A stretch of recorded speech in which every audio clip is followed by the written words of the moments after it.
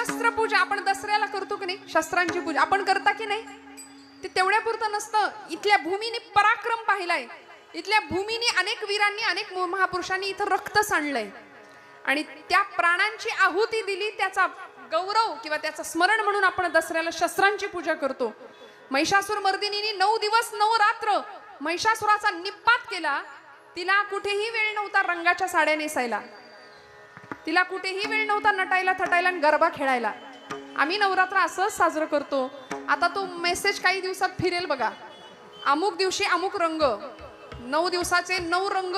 आणि मग आम्ही आमच्या घरी जे काही डोकं खाऊ सगळ्यांचं की मला या रंगाची साडी पाहिजे म्हणजे पाहिजे त्या दिवशी नेसायला. मला माफ करा, कुठल्याही शास्त्रात कुठल्याही धर्मपुराणात असं लिहिलेलं नाहीये की देवीनी या दिवशी अमुक रंगाची साडी नेसली होती. मला लिहिलं असेल तर मला आणून दाखवा, माझ्याही अभ्यासात भर पडेल.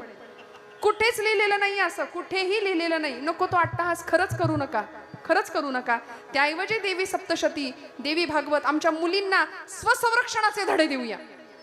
आत्मिक बळ कसं वाढेल, शारीरिक बळ कसं वाढेल, मानसिक बळ कसं वाढेल याचं शिक्षण देऊया. अनेक गोष्टी येतो करण्यासारख्या आणि ते न करता आम्ही नको त्या गोष्टीच्या आहारी जातो ना, परिणामी आमचं नुकसान करून घेतो आणि या कर्मबंधनात सापडतो. तुकोबाराय म्हणतात मला या कर्मबंधनात न सोडव, माझा सोडवी दातारा.